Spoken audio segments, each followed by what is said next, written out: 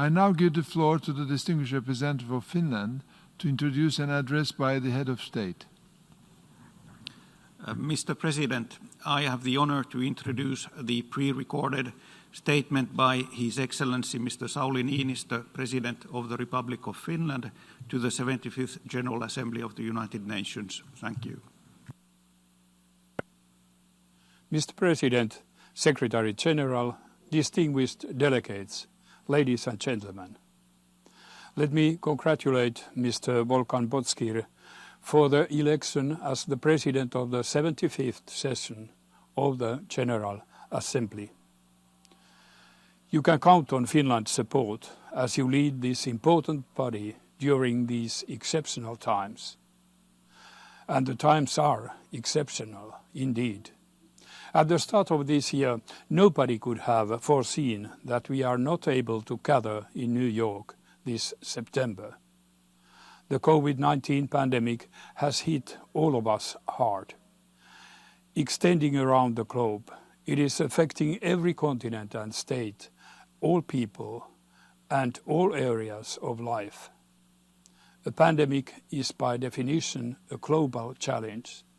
It requires a global response. No country is able to combat this common enemy alone. No one is safe until all are safe. An effective global response can only come from all of us together, from the United Nations. I would like to reiterate our unwavering support for the UN system in general and the World Health Organization in particular for their efforts to manage the fight against the pandemic.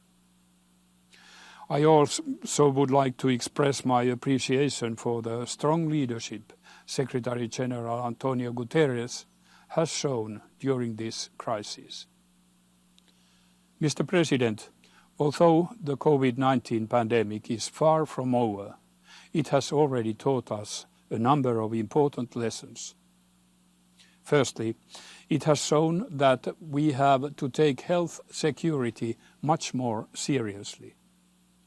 Before the next pandemic emerges, we need better prevention and better preparedness.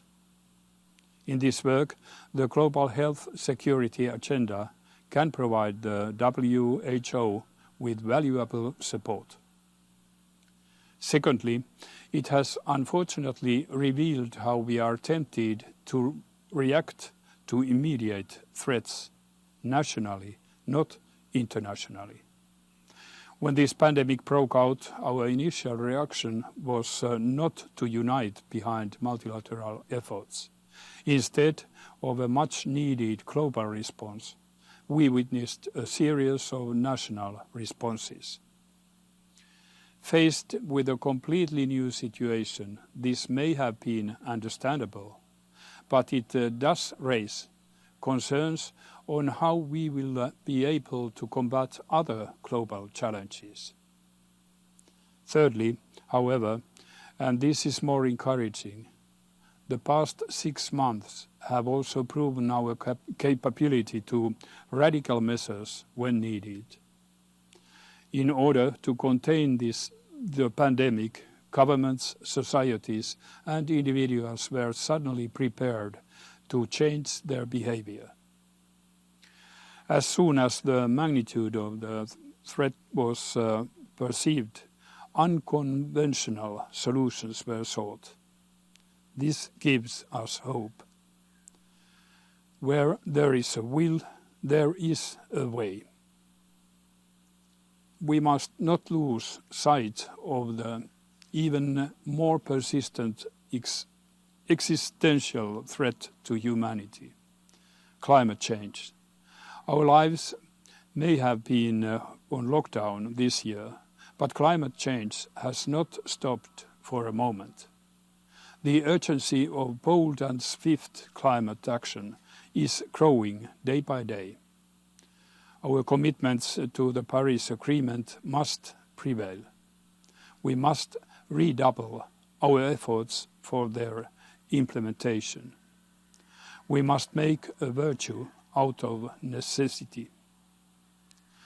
As the entire world now needs a recovery strategy, we have to make sure that we choose a road towards a sustainable future. Instead of returning to our unsustainable habits, we truly have to build back better and greener.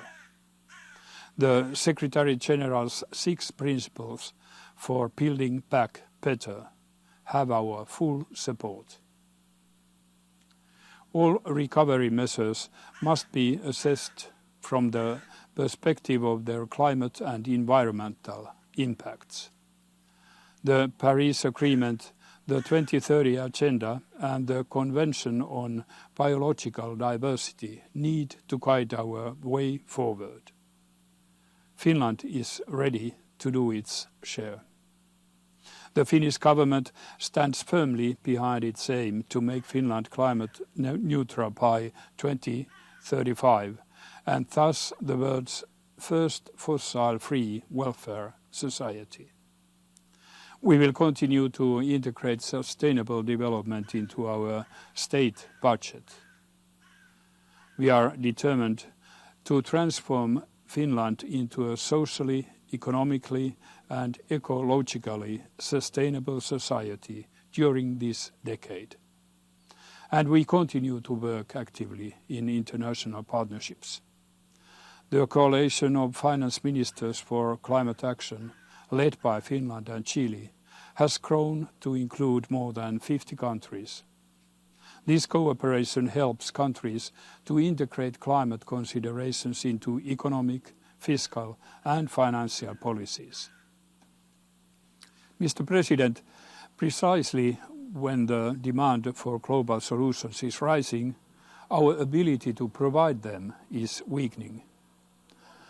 Multilateralism suffers from inward-looking nationalism and great power competition alike. The institutions we have built together over decades are under growing pressure.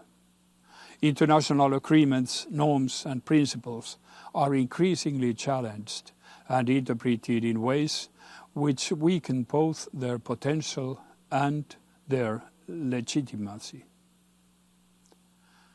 Ultimately, if respect for the commonly agreed rules disappears, there will be not much left of a rules-based order. We need to reverse this trend. More than ever, we need effective multilateral cooperation. More than ever, we need the United Nations. It is not only the common responsibility of all of us, the member states, to make it stronger.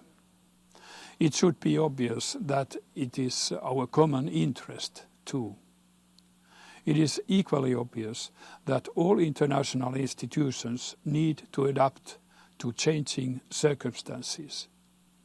New actors and new technologies create new kinds of challenges. Old structures and old instruments alone will not be sufficient to respond to them. But discarding existing frameworks would create a dangerous vacuum. Nuclear weapons are becoming a particularly worrying example. With one agreement after the other lapsing, we soon risk losing even the last elements of nuclear arms control.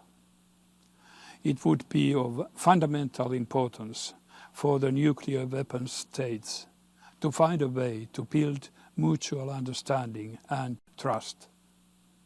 Also in this regard, we support the idea of a closer dialogue between the permanent members of the Security Council.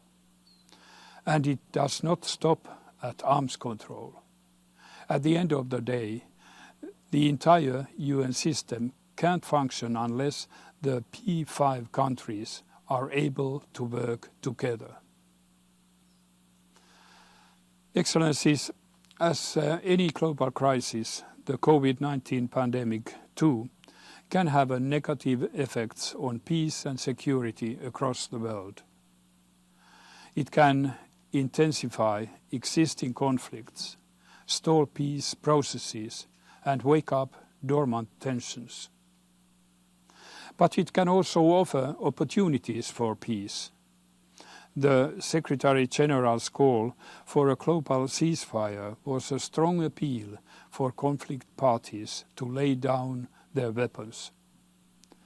And as this year marks the 20th anniversary of the Resolution 1325 on women, peace and security, we should further emphasize an inclusive approach to peace building.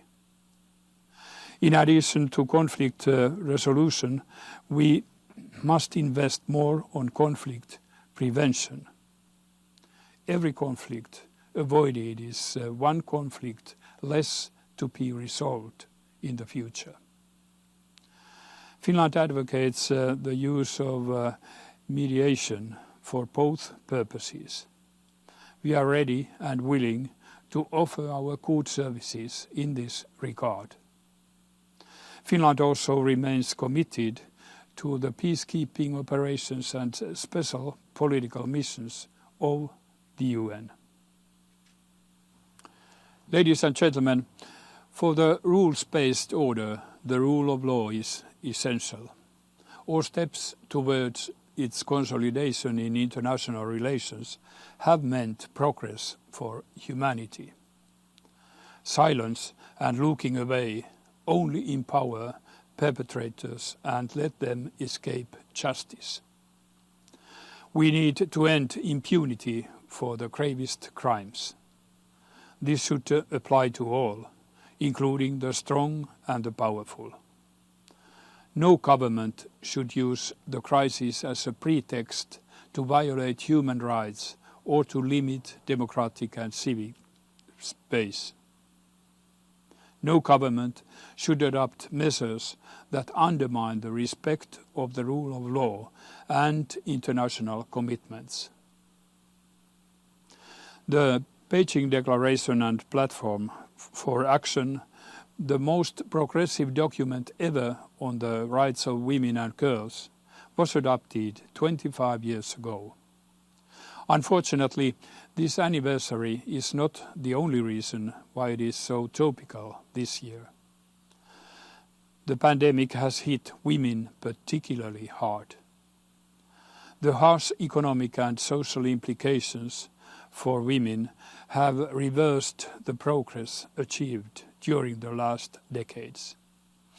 The attempts to undermine women's and girls' rights, especially sexual and reproductive health and rights, continue. In order to get back on the right track, we must live up to the commitments we have made. In addition to the Beijing Declaration, this also applies to the Istanbul Convention, a groundbreaking legal instrument addressing violence against women. For Finland, advancing women's and girls' rights and gender equality is of fundamental importance.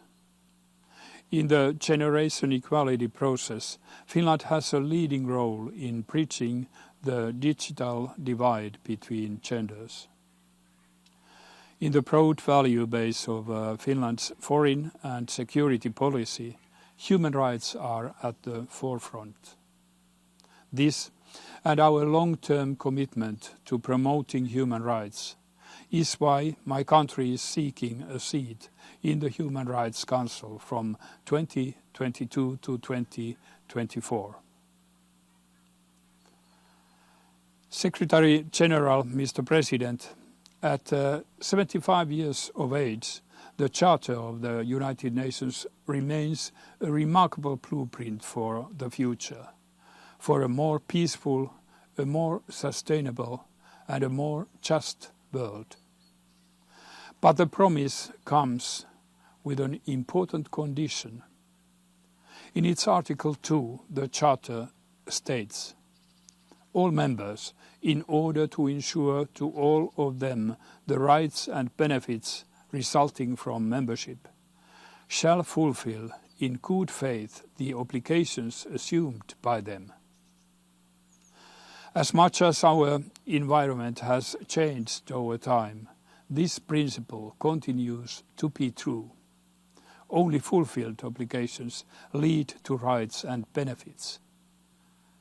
Pacta sunt servanda. Agreements must be kept.